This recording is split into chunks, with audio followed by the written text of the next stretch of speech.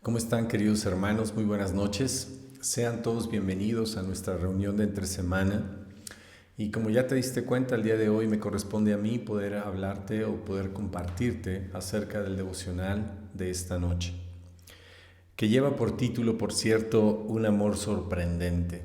Y antes de poder entrar en materia, me gustaría comenzar con dos preguntas. Y estas dos preguntas me las hizo un hombre hace ya muchos años, precisamente cuando yo estaba estudiando la Biblia.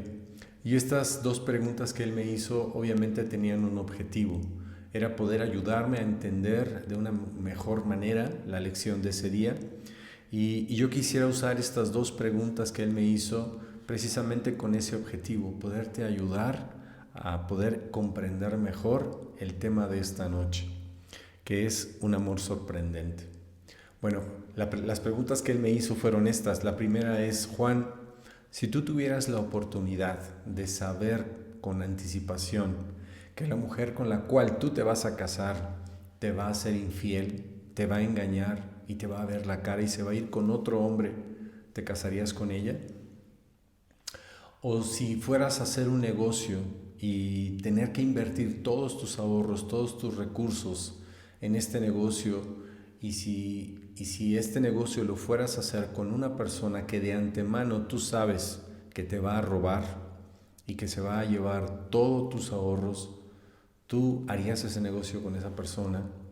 Bueno, la respuesta automática que yo di fue: por supuesto que no. Por supuesto que no me casaría con una mujer que me va a ser infiel, y por supuesto que tampoco haría un negocio con alguien que sé que me va a robar. Y yo creo que no existe un ser humano en su sano juicio que se atreva a hacer todo lo contrario. Bueno, con estas preguntas en mente y estas respuestas, me gustaría que pudiéramos ir o leer una historia que nos va a hablar acerca de este amor sorprendente. Obviamente, del amor del cual esta noche vamos a hablar es del amor que Dios te tiene a ti y me tiene a mí y le tiene a su pueblo, que es un amor que va contra toda lógica humana. Y yo creo que Pablo lo narra o lo expresa de una manera muy contundente cuando lo dice, cuando lo escribe en el libro de Efesios, y aquí hablando de la iglesia, en el capítulo 3, versículo 18 y 19, y aquí vamos a comenzar, cuando dice: espero que puedan comprender, como corresponde a todo el pueblo de Dios, cuán ancho, cuán largo, cuán alto y cuán profundo es su amor. Es mi deseo que experimenten el amor de Cristo, aun cuando es demasiado grande para poderlo comprender todo.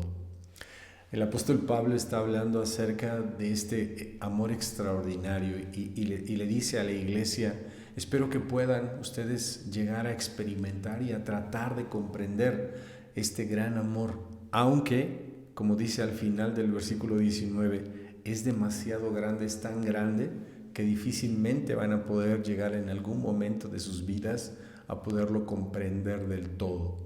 Bueno, quiero hablarte acerca de una historia maravillosa de amor, la cual tú puedes leer en su plenitud, ya con calma en casa. Yo solamente te voy a leer dos versículos. Esta historia está narrada en el libro del profeta Oseas. Y esta historia de amor está narrada en los tres primeros capítulos del libro. Y aunque yo no voy a leerte los tres capítulos, solamente te voy a leer dos versículos. Es mi oración y mi deseo poder tratar de transmitirte la idea general de lo que contiene esta gran historia de amor. Así que, por favor, acompáñame. Vamos a leer Oseas capítulo 1, versículos 2 y 3. Cuando el Señor le habló por primera vez a Israel por medio de Oseas, le dijo al profeta: ve y cásate con una prostituta, de modo que algunos de los hijos de ella sean concebidos en prostitución. Esto ilustrará cómo Israel se ha comportado como una prostituta al volverse en contra del Señor y a rendir culto a otros dioses. Versículo 3. Así que Oseas se casó con Gomer, hija de Diblaim. Ella quedó embarazada y le dio un hijo. Quisiera hablarte primeramente acerca del contexto. Dice aquí en el versículo 2 que Dios se dirigió y le habló al profeta y le dijo por primera vez, le habló por primera vez a Israel. Bueno, yo no sé si lo sepas, pero en la época en la que vivió y profetizó el profeta Oseas, existían dos reinos: el reino del sur, llamado Judá, y el cual contenía dos de las 12 tribus, y existía el otro reino, el reino del norte, llamado Israel, y en donde estaban contenidas las otras 10 tribus. Y algo que me llama mucho la atención acerca de la historia del reino de Israel, es decir, del reino del norte, es que de los 19 reyes que reinaron en este reino del norte, prácticamente todos eran reyes paganos, que llevaron a una decadencia moral y espiritual al pueblo, que terminaron adorando a otros dioses, rindiendo culto a ídolos, y obviamente como consecuencia de eso acabaron dándole la espalda al Dios vivo de Israel y llevando al pueblo a rendir culto al Dios Baal. Y esto lo vas a poder leer en Oseas capítulo 2 versículo 13, cuando de una manera clara se muestra ahí cómo es que ellos comenzaron a adorar a Baal. Y bueno, ahora, antes de poder continuar, me gustaría detenerme unos minutos para poder tratar de entender las implicaciones que esta orden que Dios le da al profeta tiene. Estas implicaciones, que son varias, solamente te voy a hablar de algunas. Primeramente, esta orden que Dios le da al profeta, de alguna manera implicaba que él hiciera algo que iba en contra de lo que Dios mismo había establecido desde antes. Por ejemplo, ¿con quiénes deberían de casarse los sumos sacerdotes o los hombres de Dios? En este caso, el profeta. Bueno, una de ellas la encontramos en Levítico, capítulo 21, versículo 13. Al sumo sacerdote, y por ende también esto aplicaba al profeta, se le permite casarse únicamente con una virgen. No se le permite casarse con una viuda, ni con una divorciada, ni con una mujer contaminada por la prostitución. Tiene que ser una virgen de su propio clan. Bueno, cuando leemos esta ordenanza, lo primero que nos brinca es, bueno, ¿y cómo entonces Dios le está pidiendo que haga algo que Él mismo le había prohibido hacer en el pasado, y que había dejado establecido en el pasado para poder establecer con quiénes deberían de casarse los sumos sacerdotes o los hombres de Dios? Bueno, no solamente esto iba en contra, sino que también implicaba que si Oseas hacía esto, automáticamente quedaba descalificado del oficio de profeta. Pero no solamente eso, sino que también implicaba que esto que Dios le estaba pidiendo iba totalmente en contra acerca de lo que Dios mismo ya había establecido en su palabra, de cómo debería de ser el matrimonio de un hombre de Dios. Totalmente en contra. Bueno, ahora la pregunta aquí es, ¿cómo podemos tratar de entender y de explicar esto que Dios está haciendo? Bueno, la respuesta número uno es que obviamente esto que Dios le estaba pidiendo al profeta era algo real, o sea, era algo que sí sucedió, es algo que sí pasó, y que lo dejó de una manera o que intentó dejarlo, que lo dejó plasmado en este libro para poder dejar claro el gran amor que Él le tiene a su pueblo, y que este amor va en contra de toda lógica, va en contra incluso de lo que Él mismo había establecido. ¿De qué manera o a qué me refiero? Bueno, Dios lo que estaba haciendo era una representación, era una sombra de lo que Él mismo había de hacer.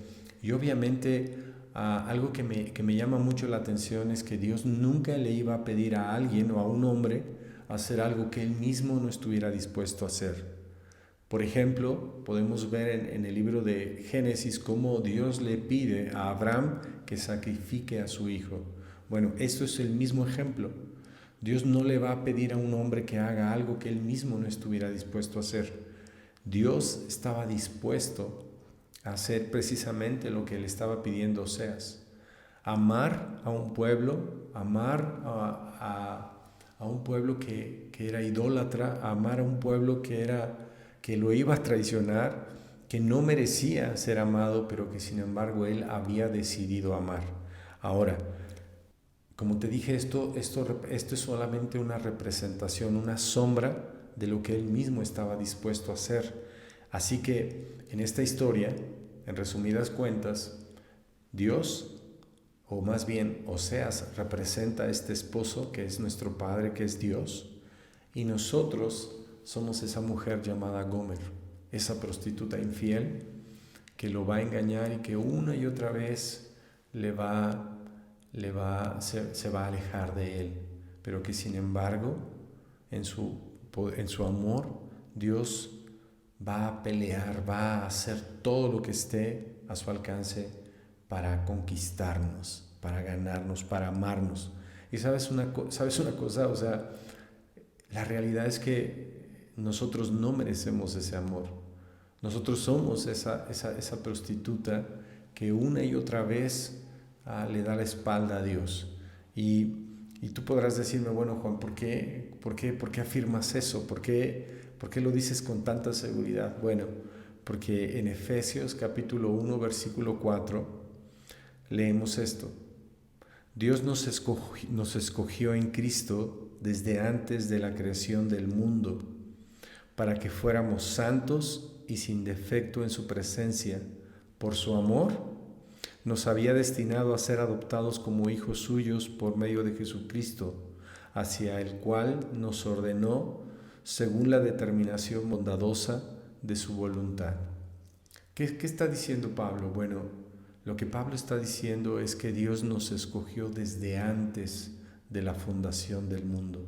¿Y qué significa esto? Bueno, significa que Dios nos escogió desde antes de que nosotros lo conociéramos a Él.